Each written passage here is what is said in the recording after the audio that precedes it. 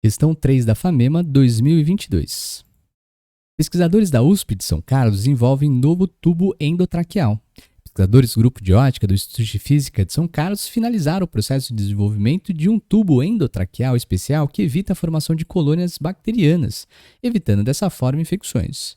O trabalho foi recentemente publicado pela prestigiosa revista da Academia Americana de Ciências, Proceedings of the National Academy of Sciences, PNAS, no último mês de agosto.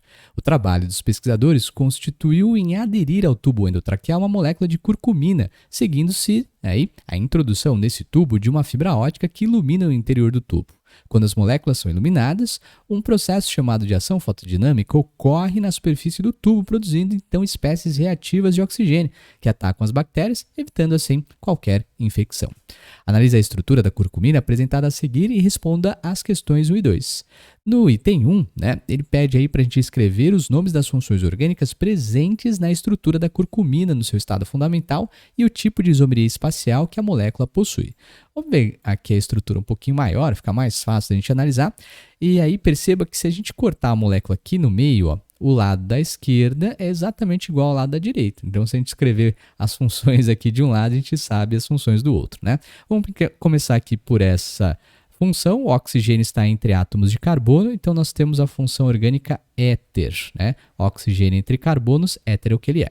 Aí nós temos a hidroxila, cuidado que a hidroxila está ligada diretamente a um benzeno e, consequentemente, nós temos a função orgânica fenol. Lembrando que os fenóis, eles são ácidos. E a gente consegue ver aqui a carbonila, C com dupla O, que está entre átomos de carbono. Carbonila entre átomos de carbono configura a função orgânica cetona. Então, nós temos cetona, éter e o fenol. Bom, o tipo de isomeria que a gente consegue observar aqui é em relação às nossas duplas ligações. Perceba que aqui os átomos de hidrogênio encontram-se para lados opostos da nossa dupla ligação, sendo que essa dupla, então, faz com que nós temos dois planos aqui de divisão da nossa estrutura.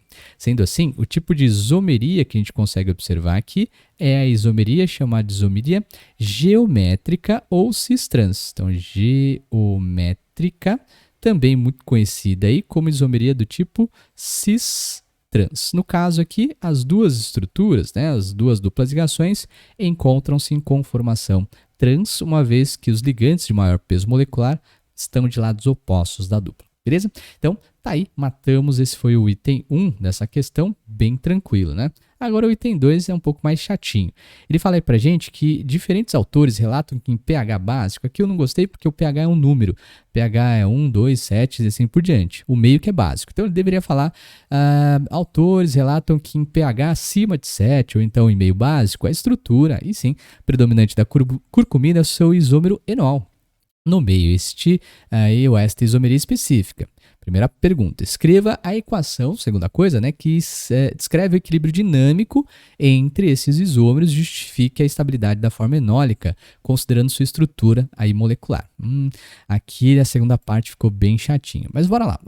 A gente deve se lembrar que quando ele fala aí da isomeria, que envolve um enol, nós temos o caso específico, como ele perguntou aqui, conhecido como tautomeria. Então, nós temos aí especificamente a tautomeria, que basicamente envolve um equilíbrio dinâmico entre dois casos, o enol e um aldeído ou o enol e uma cetona.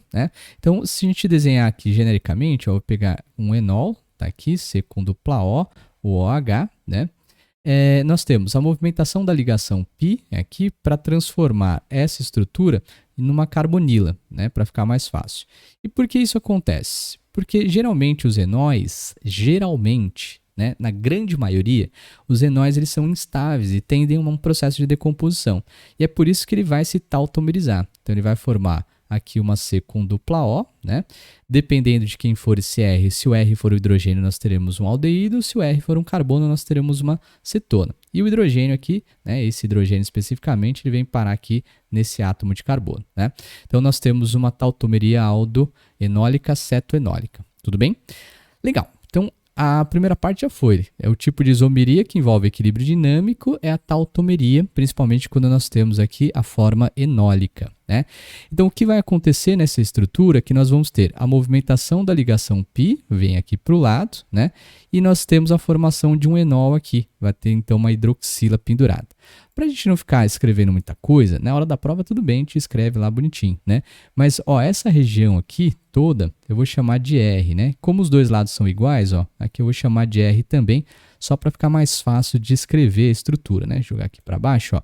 Então, ele vai se tautomerizar, é um equilíbrio dinâmico, beleza? Nós vamos ter aqui o R, que está ligado, então, a C com dupla aqui, C, né? Aí ele vai se transformar essa região aqui num grupo OH com uma dupla ligação para cá. Então, nós temos um enol sendo formado, beleza?